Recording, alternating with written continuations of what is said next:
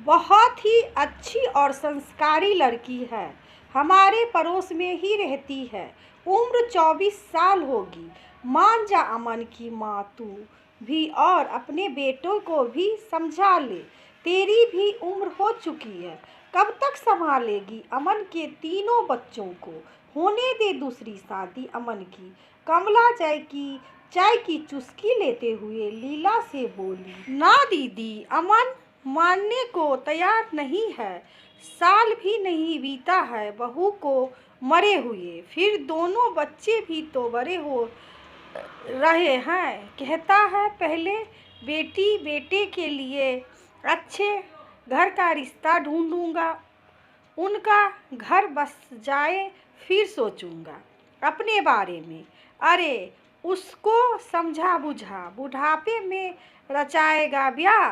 अभी तो लड़की मिल रही है, फिर कुछ साल बाद मिलेगी उसकी क्या गारंटी है।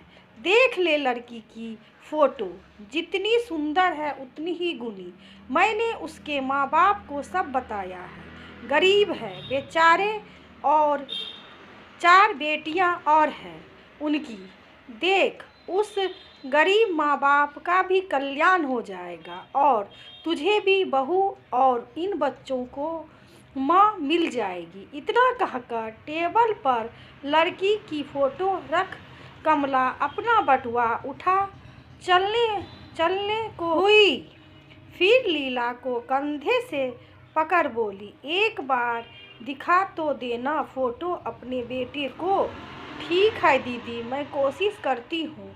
कमला के जाने के बाद लीला विचारों में डूब गई। कमला दीदी ठीक ही तो कहती है। कल को मुझे कुछ हो गया तो मेरे पोते पोतियों का क्या होगा? पर अमन ठीक कहता है, सौतेली माँ क्या सबके बच्चों का ध्यान रखेगी? पड़ोस के मिस्टर शर्मा के घर में होती है रोज की लड़ाई झगड़े। साक्षात प्रमाण है कि शर्मा जी की दूसरी शादी के बाद उनके बच्चों से कितना बुरा व्यवहार करती है उसकी नई पत्नी। उनका बड़ा बेटा तो घर छोड़कर भाग गया, और छोटा तो ज़्यादातर मेरे पास ही आ जाता है। दिन में कितना कमज़ोर हो गया है। वे ना कभी ठीक से खाना को देती है उसे। हाय, मेरे पोते पोतियों के साथ भी कहीं। उनकी सौतेली माँ लीला उधेड़ बुन में थी, तभी अमन उसके पास आ उसकी गोद में सिर रख लेट जाता है और पूछता है, क्या हुआ माँ, क्या सोच रही है? लीला कहती है, बेटा मेरे इस शरीर का कोई भरोसा नहीं, कब तक मैं हूँ पता नहीं। मान ले बात, ले आ बच्चों के लिए माँ। नहीं माँ, इस टॉपिक पर बात नहीं करनी मुझे। मैं अपने बच्चों का बुरा नहीं चाहता। देख सिम्मी भी इस साल 20 साल की हो जाएगी, और सोनू भी 23 का। मनु अभी छोटा है, पर यह दोनों सौतेली माँ को नहीं अपनाएंगे। अमन अब उठ कर बैठ जाता है। 48 साल का अमन अपनी माँ के लिए तो आज भी बच्चा ही है।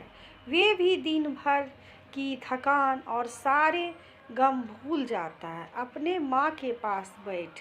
तभी उसका 5 साल का बेटा मन्नू उसके कंधे पर लटक कर घोड़े बनने की जिद करता है। अब अमन, जो थोड़ी देर पहले अपनी माँ की गोद में सिर रख अपने गमों को भुलाने और आंसुओं को माँ के आंचल से भिगो रहा था, अब पिता के रूप में आ अपने बेटे को लाड से गोदी उठा बातें करने लगा।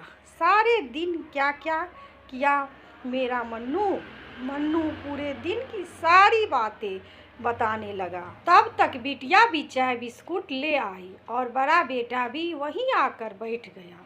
बातों का दौर शुरू हो गया। बड़े बेटे ने अपने नए बिजनेस के बारे में अमन को बताया। बिटिया आगे पढ़ाई के बारे में पिता को बता रही थी कि उसे किस कॉलेज में एडमिशन लेना है। छोटा बेटा खिलौने की लिस्ट बता रहा था। अमन सबकी बातें ध्यान से सुन रहा था। उसके सिर से पिता का साया भी साल भर पहले ही छूट गया था। अपने काम की व्यस्तता के कारण वह पिता के अंतिम दिनों में भी समय नहीं निकाल पाता था। बीमार पिता के इलाज में कोई कमी नहीं छोड़ी थी। अमन ने पर समय ही नहीं दिया।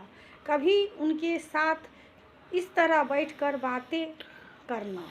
अमन बच्चों और अपनी माँ के साथ बैठे हुए मन में लिए निर्णय को मजबूत कर रहा था कि मैं बच्चों के साथ समय बिताया करूँगा और दूसरा विवाह नहीं करूँगा। बेटा ना अच्छा बन सका, समय ना पिता को दे पाया। उनके संग बैठकर बात था अपने मन की बात ना ही उनके मन का सुन पाता।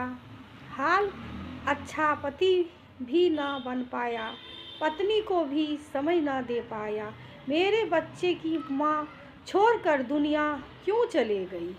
अपने मन में चलती इस उथल पुथल को अब वे शांत करने की कोशिश कर रहा था। पिता और पत्नी की मौत के बाद उसके कंधों पर जिम्मेवारियों का बोझ बढ़ गया था। अपने काम के साथ साथ अब वे घर पर भी पूरा समय देने लगा।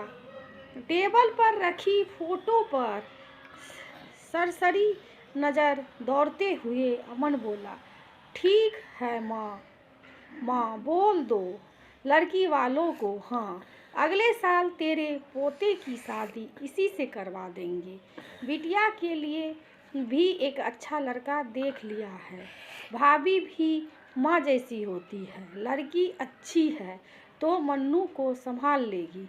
घर में बहू आ जाएगी तो तेरा और हम सबका ध्यान रखेगी। लीला भी अमन के इस त्याग को समझ रही थी। पिता अपने बच्चों की खुशी के लिए हर कुर्बानी देने को तैयार रहता है। मीरा आज अपने बेटे पर गर्व महसूस कर रही थी और उसकी पोती सिम्मी बहुत खुश थी कि अब की सौतेली माँ नहीं आएगी, भाभी तो सहेली जैसी ही होगी। अमन का यह फैसला सबको पसंद आया। अमन अपनी पत्नी की फोटो के पास खड़ा हो मन ही मन कह रहा था, तेरी सौतन ना लाऊंगा। और एक पल को लगा जैसे वे मुस्कुरा रही है और कह रही है, जानती हूँ तुम बच्चों से कितना प्यार करते हो। आशा करती हूँ दोस्तों ये कहानी आपको पसंद आई होगी। पसंद आए तो लाइक करिए, सब्सक्राइब करिए और शेयर करिए दोस्तों। बेल आइकन ज़रूर दबा लीजिए जिससे मेरी वीडियो की नोटिफिकेशन आपके पास पहुँचे। और नए हो चैनल पे तो सब्सक्राइब कर लेना दोस्तों। वीडियो देखने के लिए धन्यवाद। Thank you.